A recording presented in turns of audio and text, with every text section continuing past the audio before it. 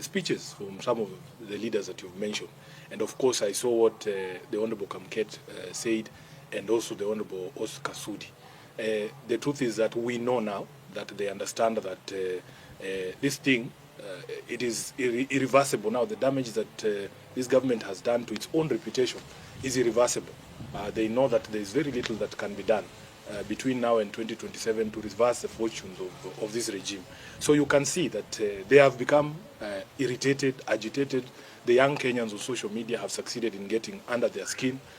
If you go to a function and speaker after speaker is only talking about social media and curtailing the freedoms of the young people, lecturing us about respecting other people, and yet these are some of the vilest politicians on the mic.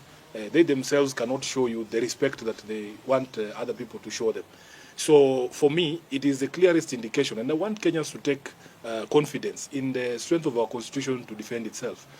Nobody can stand somewhere and tell us they will manufacture another president for 24 years. It will not happen. Honorable Kamket should be told. It will not happen. This is not 1980. This is not the generation that they used to sell fear to. The Kenyan of today is a Kenyan who understands the constitution, their rights. They know for a fact that you cannot impose yourself on Kenyans.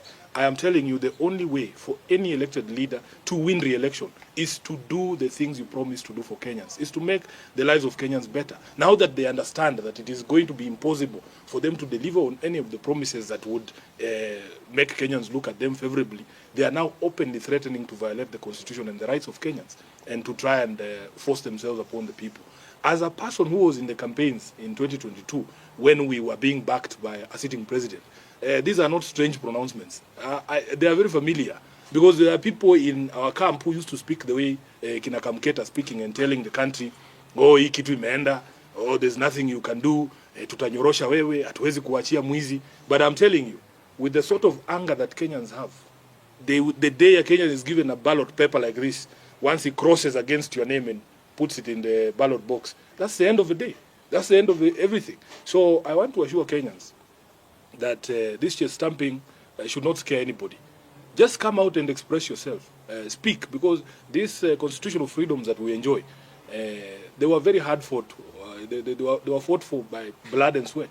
You know, you can see that there's a lot of nostalgia from the old Kanu Hawks to go back to those days where you could just abduct someone and throw them into a prison without trial. But at least that was the law then. It was legal. There was a law that backed that detention without trial. But that law does not exist anymore. The Constitution now requires that if you arrest somebody, you have to produce them to court within 24 hours and charge them. And you have to demonstrate to the magistrate why you need to hold them in custody.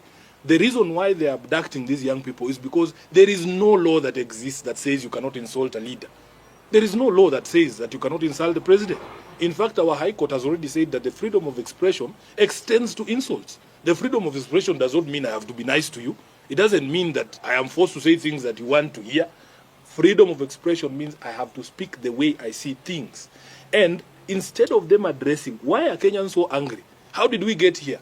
Because after the president was elected in 2022, by all accounts, William Ruto was one of the most popular politicians in the country. What did he do in the intervening period to lead to a place where he's being insulted left, right, and center? Instead of addressing those questions, the cause, they are addressing the symptoms. And I can tell you, for as long as your policies and the actions of your government continue to make life more difficult for Kenyans, for as long as you don't demonstrate respect for the people, for as long as your court jesters, the ones you are talking about, are speaking to Kenyans in the way that they are speaking to them, then nobody is going to respect you. Respect is earned. It's not something you force. You cannot force people to respect you. Respect is earned from how you conduct yourself, how you relate with people, how you demonstrate respect for the people as required under Chapter 6 of the Constitution. So unfortunately for him, he is surrounded by people who have decided that they have to tear him down. They are going to take him down. If there is anybody to be blamed for the one-term presidency of Ruto, it will be Kamket, it will be Oscar Sudi, and the likes who are surrounding him there, giving him bad advice, including my uncle Atwoli.